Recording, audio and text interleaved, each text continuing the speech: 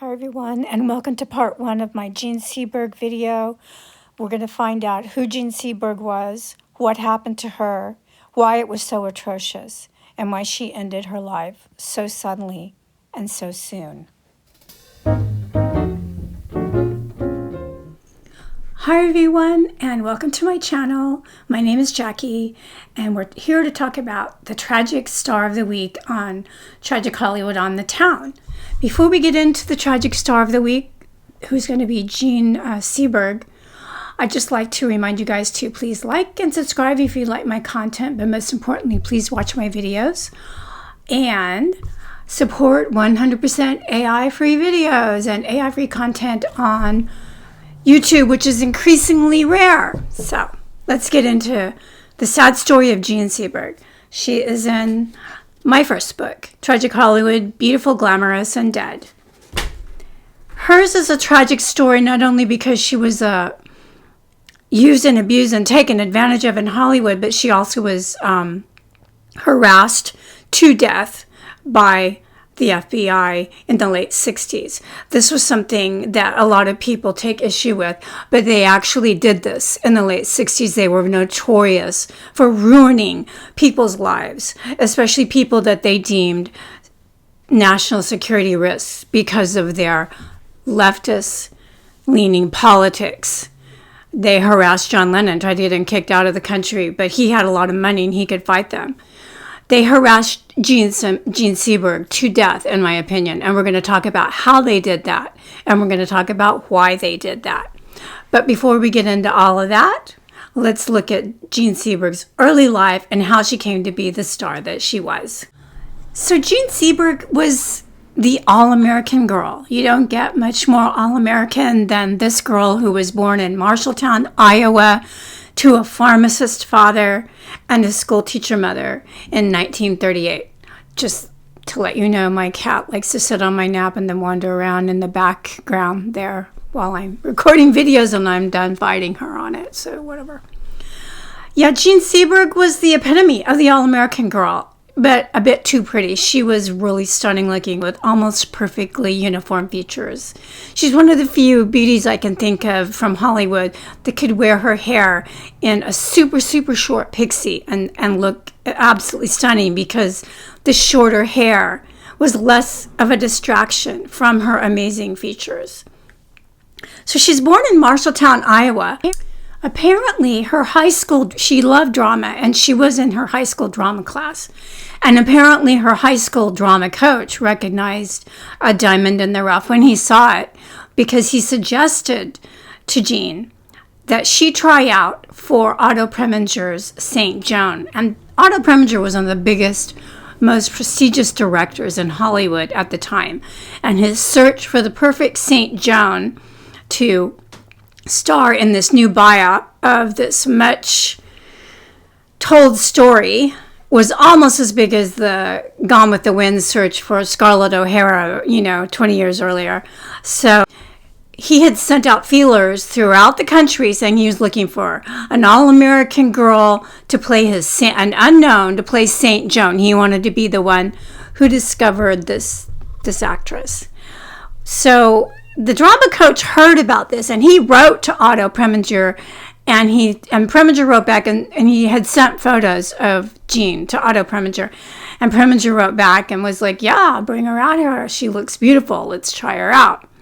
And there is, you can see it on YouTube. There's young, I don't know, 17-year-old Jean Seberg, talking in front of the cameras, and this man behind the camera is asking her questions, and this could be Otto Preminger or his assistant, but she just oozes, wholesomeness in this video. She's just so innocent and young and fresh. So immediately Otto Preminger was, oh my God, yeah, that's my Saint Joan. So he immediately cast this girl who had been only in high school drama plays and not even the lead at that. He immediately cast her in the starring role of his major, expensive production of Saint Joan. And then he just sort of, I guess, expected that she'd behave like a professional actress after that. Well, you can see where this is going because she had zero acting experience and she was basically a kid. So it didn't go well on the production. I'm going to read this chapter in my book about what went on during the production of Joan of Arc. The girl was just 17, had only acted in high school plays, and was now the star of a major Hollywood film. Otto, a notorious taskmaster, put the entire responsibility of the film success on her young shoulders. Plus, it was fucking Joan of Arc, a role that had laid waste to far more established actresses. He was very cruel to her on the set, yelling at her in front of the entire crew, and she often broke it down into tears. In the climactic burn at the stake scene, Joan's costume really caught fire. Where's those when you need it, right? Giving her mild burns and a fear of redoing the scene. That camera captured that genuine trepidation, and that fear made it into the final cut. In his biography of Jean, David Richards wrote that Otto took Jean's sincerity and stomped it into the ground, often requiring her to perform 20 takes or more for the most trivial of scenes. So, needless to say, this was not a happy experience for Jean. I'm really very surprised that she carried on with the Hollywood machine after that, but she actually did. She went on to be cast in other films, but Joan of Arc actually did not succeed at the box office. It flopped, and she received deservedly terrible reviews because she had no acting experience. She was desperately in need of some coaching and some classes to teach her how to carry such a huge and, epic and iconic role. That's like casting a fifth grader in the role of, the Queen of England or something. It was ridiculous. And it ended in disaster, as everyone could have predicted it would. So after that horrible experience, what does Jean decide to do? She decides she's going to make another Otto Preminger movie. Like, girl, what's wrong with you? Some people think that Otto Preminger was obsessed with making Jean a star and proving all of these critics wrong. So he cast her in Bonjour Triste. And fortunately for him, Jean was fluent in French. So she played the French ingenue. And then this movie had a couple of other heavyweight stars, Deborah Kerr and David Niven, who were both exceedingly kind to Jean on the set. However, Otto Preminger was not kind to her.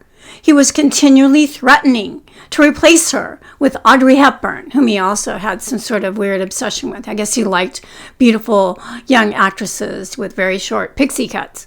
At any rate, she wasn't very good in this film. The film flopped despite the fact that it had two really big stars in it. And some critic for some magazines said they should send Jean back to that high school stage from which she came from. And that was the end of her relationship with Otto Preminger, whom she later described as a perfectly lovely dinner guest and a perfectly horrible dictator of a director. So good for her, because, oh my God, this sort of ended her mainstream Hollywood career. She did make The Mouse That Roared with Peter Sellers, another piece of work who's in my other book, Tragic Hollywood, Beautiful, Glamorous, and Still Dead, the blue cover. Yeah, he's a piece of work. But again, she actually got better reviews in that movie than in these other two. But she'd kind of had it with Hollywood, and she'd kind of had it with America in general. She was really hounded in the press for these two roles that didn't do very well. The new Discovery turns out to be a little high school girl who can't act her way out of a paper bag type of scenario, okay? So what Jean did was she peeled up her stakes, and she went to France. She gave America the middle finger, like Louise Brooks did. Yeah, and Josephine Baker. This kind of gave America the middle finger. You don't like me, maybe the French will like me. During the filming of Bonjour Triste, Jean married a French millionaire called Francois Morel. And even though this marriage wasn't a very good marriage, it did result in her being cast in a French film called Breathless by the avant-garde French director Jean-Luc Godard. And this was, at this time, she had shifted to France. And she was still under contract to Paramount, but they loaned her out for this French movie, thinking, how successful can a French movie be? Who cares? She's not making any money for us anyway. So they loaned her out. And of course, Breathless became a cult classic. And she's absolutely wonderful in this movie. Again, she speaks fluent French, so no need, to have everything dubbed or subtitled or whatever. She looks like she is in her element in this movie, getting mixed up with a shady guy in France with them up to some shady no good stuff, but she loves him anyway. And it was a very, I don't think they could have made the film in America. It was made in the late 50s, and in America there was still the morality thing where you don't show people in bed with each other who aren't married and all of this stuff. And they were able to get away with this stuff in Breathless, and it was a very cutting-edge film for its day, way ahead of its time. And she put in a really good performance because guess what? The director wasn't a dick, and he respected her, and he played into her strengths, and he didn't put her down for what she couldn't do. He was patient with her, and she turned in an absolutely wonderful performance. It is still regarded to this day as one of the best French films. So America kicked her to the curb, and as she famously said, Otto Preminger discarded her like a used Kleenex, but France embraced the gem that America couldn't see once again. Because Jean received such positive reviews for Breathless, of course, all of a sudden Hollywood was interested in her again. You want to come here and make a movie? She rode the French New Wave cinema movement for a few more years, and then she returned. She made another movie, but it flopped in America. Her husband and her got a divorce. And in 1963, she married a man. His name was Roman Gary, and they had a son together. And they had a pretty stable relationship.